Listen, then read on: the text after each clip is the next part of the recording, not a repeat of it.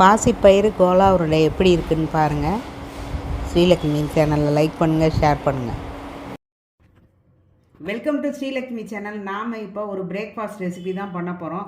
இந்த பாசிப்பயிறு இருக்குது பாருங்கள், இதை உடச்சி இதை குருணையாக்கி வச்சுருக்கு. இதை தான் நம்ம இப்போ ஊற வைக்க போகிறோம். உங்களுக்கு இந்த பாசிப்பயிறு இல்லைன்னா நீங்கள் இப்போ இந்த மாதிரி உடச்ச பாசிப்பயிறு வாங்கிக்கலாம். வாங்கி ஊற வச்சுக்கலாம். 2 மணி நேரத்துலேருந்து 3 மணி நேரம் வரைக்கும் இதை ஊற வச்சுட்டு நாம் அதை மிக்சியில் போடணும். நான் ஊற வச்சுட்டு அரைக்கும்போது காமிக்கிறேன். இப்போ இது தண்ணி ஊற்றி கழுவியாச்சு. இப்போ இதை ஊற வச்சுருக்கேன். இன்னும் கொஞ்சம் தண்ணி ஊற்றி ஒரு 3 மணி நேரம் ஊற வைக்கணும். இதோ இப்போ ஊற வச்சாச்சு. 3 மணி நேரம் கழித்து நம்ம அதை அரைக்கும்போது பார்க்கலாம். இப்போ 4 மணி நேரம் ஆயிடுச்சு. நல்லா ஊறிடுச்சு பாருங்கள். இப்படி கெட்டியாக தான் இருக்கணும்.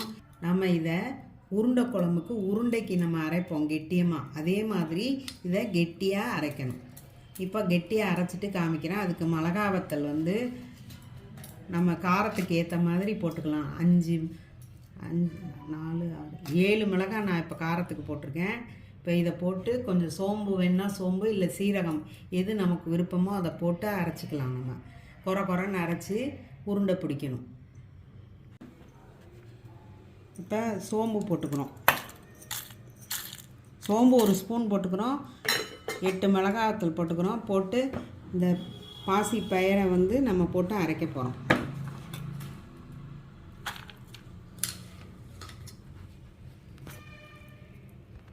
போட்டாச்சு. அரைச்சிட்டு உங்களுக்கு காமிக்கிறேன். தேவையான உப்பு போட்டுக்கிறோம்.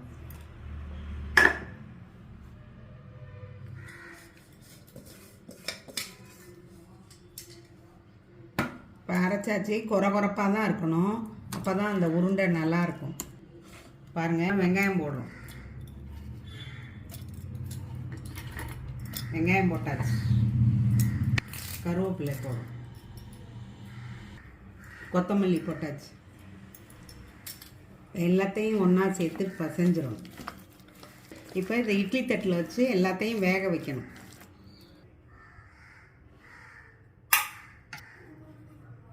இப்போ எண்ணெய் தடவி இந்த இட்லி தட்டில் வச்சு நம்ம வேக வைக்க போகிறோம். அப்படியே உருட்டி இந்த தட்டில் வைக்க வேண்டியதுதான்.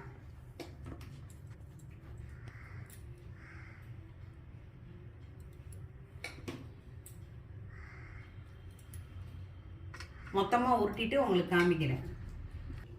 1.5 கப்பு பாசிப்பருப்புக்கு 6 மிளகாய் போட்டிருக்கு. 2 பெரிய வெங்காயம் கட் பண்ணி போட்டிருக்கு. கொஞ்சம் 1 ஸ்பூன் சோம்பு போட்டிருக்கேன். சோம்பு தேவைப்படுறவங்க சோம்பு, இல்லை சீரகம் போடுறவங்க போட்டுக்கலாம். கருவேப்பிலை, கொத்தமல்லி நறுக்கி போட்டுக்கலாம்.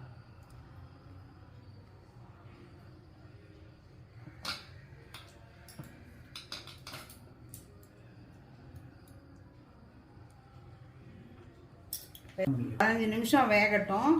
அதுக்கப்புறம் உங்களுக்கு காமிக்கிறேன். பாருங்கள், இந்த பாசிப்பயிறு எப்படி நல்லா வெந்துருச்சு பாருங்கள். இந்த பாசிப்பயிறு உருண்டை எப்படி வெந்துருச்சு பாருங்கள். நீங்கள் வெந்ததை நல்லா ஒரு கருவேப்பிலை குச்சியில் கூட செக் பண்ணிக்கலாம். செக் பண்ணிவிட்டு நம்ம எடுத்துடலாம். இப்போ இது வெந்துருச்சு.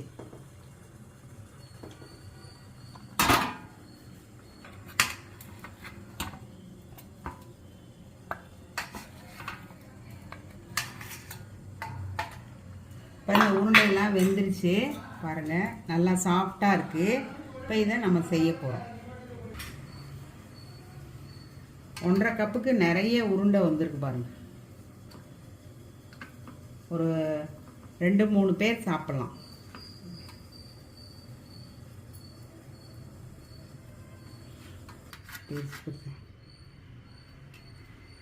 இப்படி கட் பண்ணுங்க.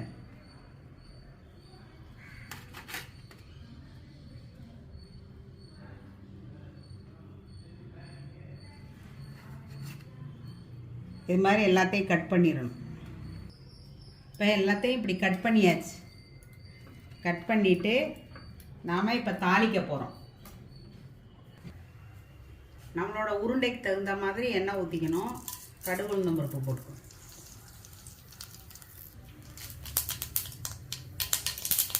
கடுகு பொரிஞ்சதும் கருவேப்பிலை போட்டுட்டு நம்மளோட அந்த உருண்டையை அதில் போட்டுக்கணும்.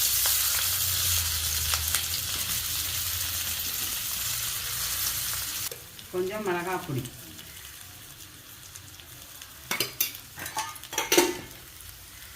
நம்மளோட காரத்துக்கு ஏற்ற மாதிரி மிளகாய் பொடி போட்டுக்கணும்.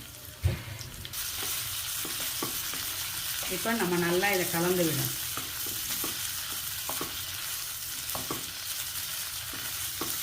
தேவைப்பட்டால் நம்ம கொஞ்சம் உப்புத்தூள் வந்து மேலே தூவிக்கலாம். நமக்கு உப்பு பத்தலைன்னா உப்பு போட்டுக்கலாம். நல்லா மொறு மொறுன்னு ஆகணும். இது நல்லா மொறு மொறுன்னு ஆற வரைக்கும் வைக்கணும்.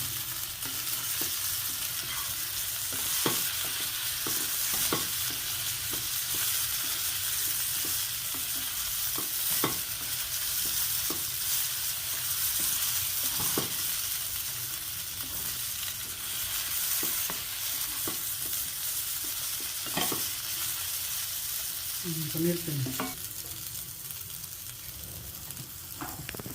இது கொத்தமல்லி போடுறாங்க.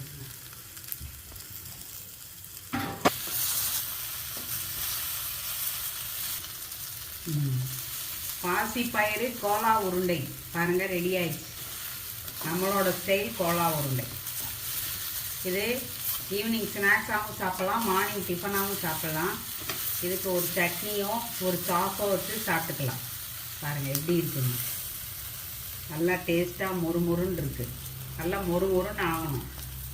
சூப்பராக ரெடி ஆயிடுச்சு.